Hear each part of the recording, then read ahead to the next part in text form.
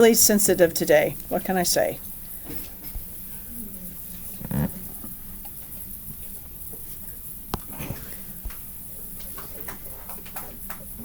Oh, I was telling you, how did I get the zeros? It's when my velocity, so time equals 0 when v of t equals 0. And that's how I knew I was changing signs there. And I did a sign table. Y'all know how to do those.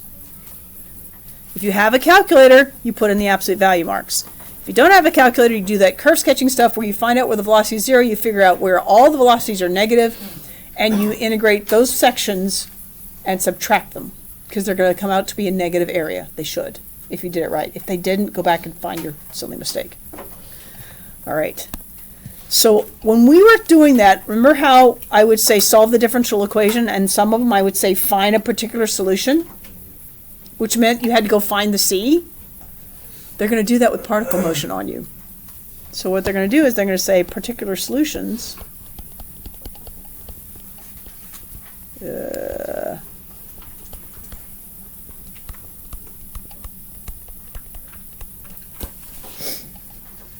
So you're going to do position, you're going to get position from velocity. They really like velocity because they make you think. So what's going on is, if I want the final position, do we all agree it is my initial position? Sorry, that's an A.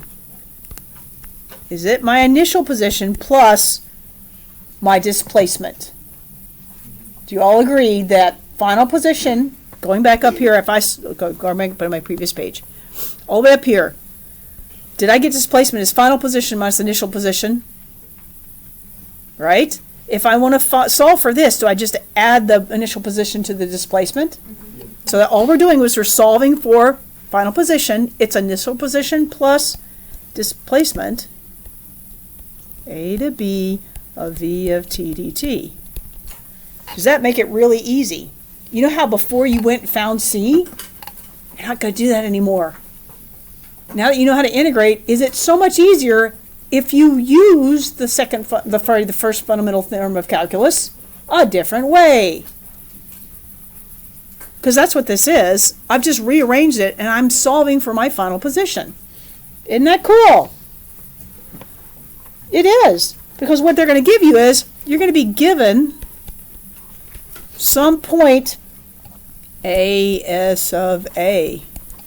You're going to be given that point. You're going to be given this, and you're going to be given that, and you know A and B, so are you just going to plug it in, merrily go integrate, do a definite integral, and be done?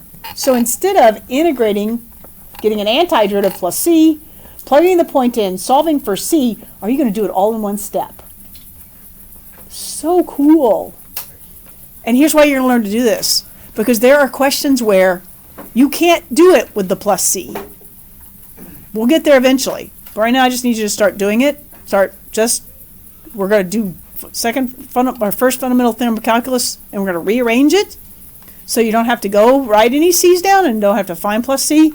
And then eventually we'll get to the question where you don't have a choice. The only way you can solve it is with the plus C. I mean, without the plus C, is doing it this way. All right. So, you could also find a general equation this way. You don't have to. You can do the whole plus C thing, but you could find the general equation, because if I want S sub t, is it going to be my starting place plus the integral from A to T of V of X? I'm changing variables. I'm just changing this to X. When I go and do my second fundamental theorem of calculus, my first. I'm having a bad day with that. First, is the antiderivative of Vs? Yeah, it is. So what happens is this becomes S of A, right? Plus S, because you've just done the antiderivative, of T minus S of A. Right? And in the process of doing that, will you get, because these will cross out, right? Will you get S of t? Really, really, it works wonderfully. Because this is displacement. What? And this is my starting point. This is the starting point. So we're going to be very clever about starting points and the displacement so that we can get the actual equation describing without the c in there anymore. Now that could be initial value, that could be s of 0, it could be anything. So whatever we can do between position and velocity, can we do the same thing with velocity and acceleration? Yup. So anything I can do with position and velocity, I can do with acceleration and velocity. So from, oh no, wait, nope, find. We're going to find velocity from acceleration. Same thing. If I want a final velocity, is it going to be some point, some velocity value I do know, plus how my acceleration is changing with time? Is that velocity? Am I accumulating it? It's easier to think in terms of position because you're accumulating steps, but this is the same idea. This is instead of displacement, this is how my acceleration is changed. So I have what my velocity was to begin with and how it changed. Is that going to be my final velocity?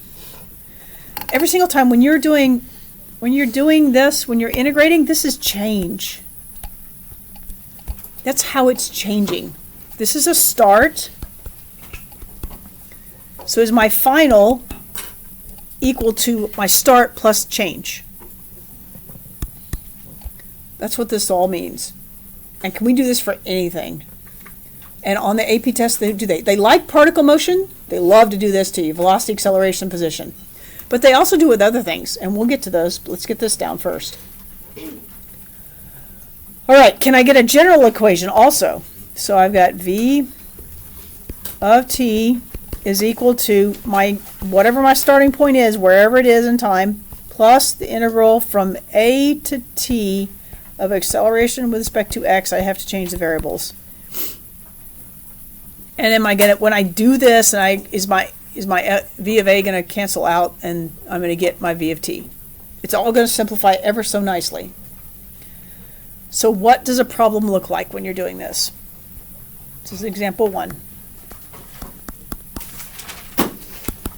If I have my velocity is equal to 6 minus 2t between 0 and 6 seconds. We'll say seconds. I want you to find displacement,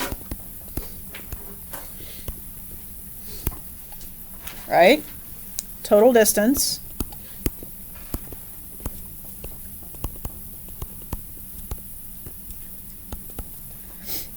Actually, that'll do.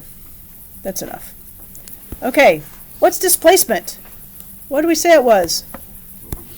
What we just did. So my displacement is going to be the integral from what's my A? 0. What's my B? 6. What's my velocity? 6 minus 2t dt. Is that easy to integrate? The calculus step on these are really easy if you know what to do. If I want total distance, what do I have to do? For total distance, do I need the absolute value? But if we're doing this by hand, that's not going to help us, is it? If we're doing this by hand, do we need to find in that interval if the velocity is ever negative? Agreed? Okay, I'm going to go to another page. Actually, I'm going to take a copy of this first. Let's see what we got to. Oh, actually, I want all of it. I'm going to copy that. Go to my next page. I'm going to paste it. Shift it over. Oops. That's where we got to, right? So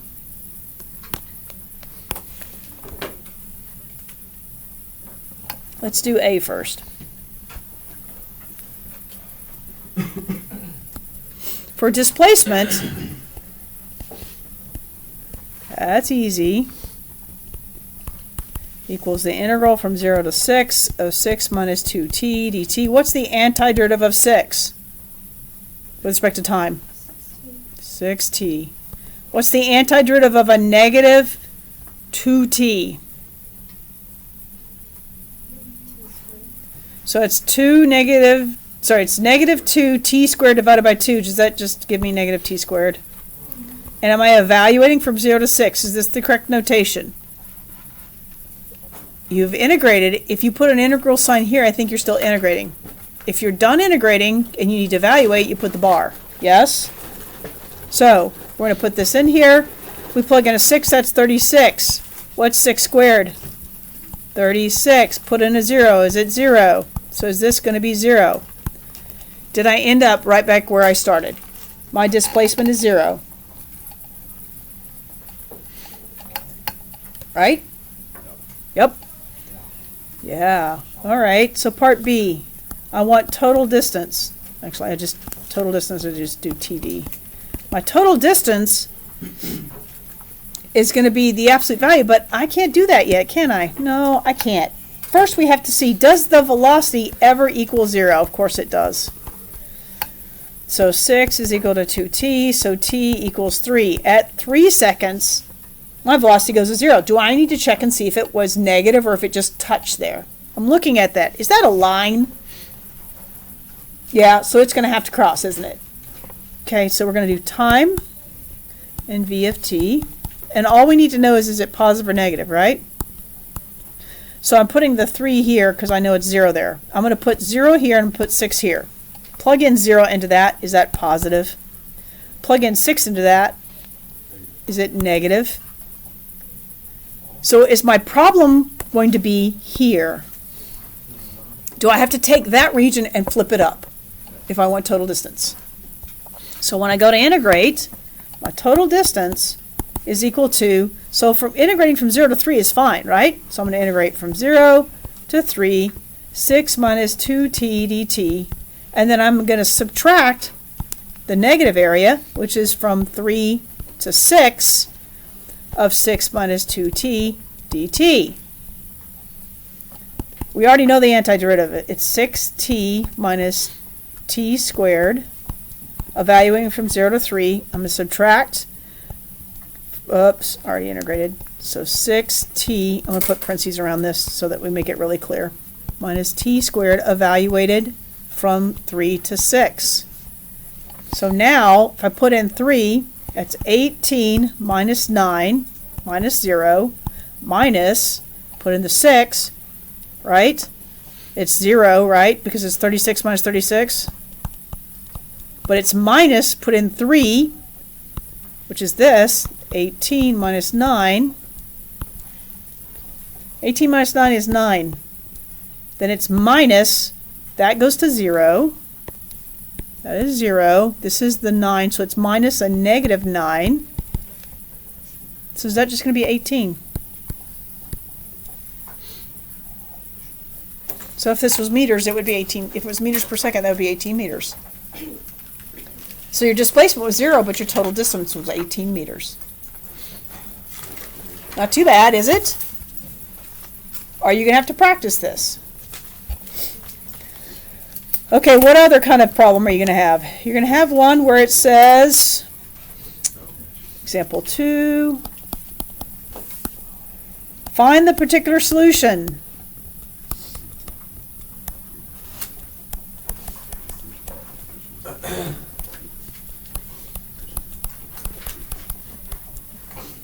For position, when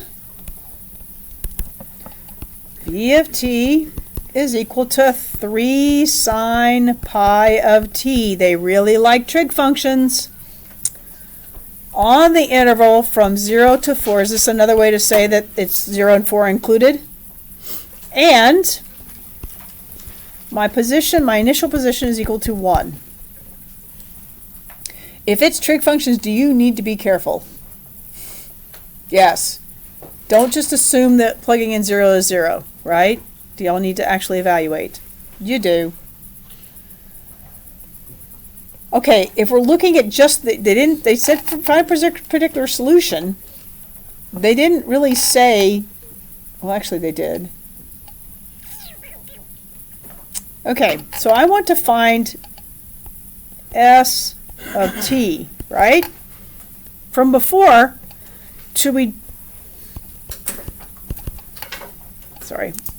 is it where I start plus the integral from that start time to t of my v, which is 3 sine, and I'm going to change the variable to x dx.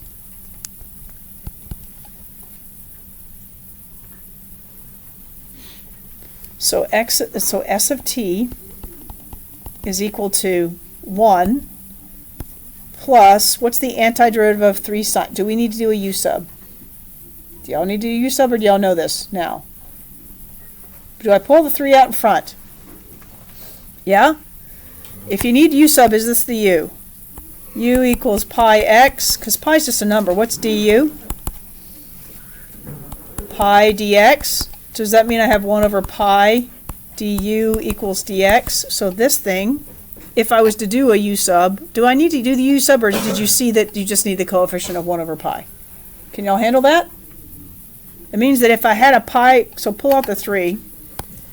So this is plus, if I go integral from 0 to t of 3 over pi, and I had a pi sine pi x in here, I wouldn't need to go to u sub, would I? Because the derivative's right there. So what's the antiderivative of sine? Whose derivative is sine? Huh? Negative cosine, right? So it equals 1 plus 3 over pi, and this is going to be negative cosine of pi x evaluated from 0 to t. And remember, don't ignore the 0. Right? Don't ignore 0. So it equals 1 plus 3 over pi. Plug in the t. That gives me negative cosine pi of t. Then minus, plug in 0. Negative cosine of 0. What is the cosine of 0? 1. Right? So what is this going to become?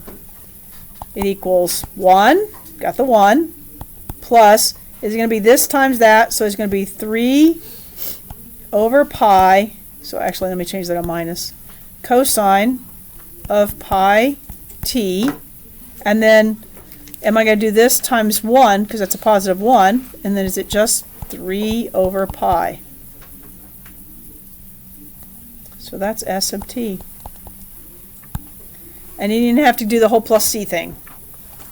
And why am I pushing this? Because there's going to be problems where you don't get a choice. The only way you can solve it is to do this.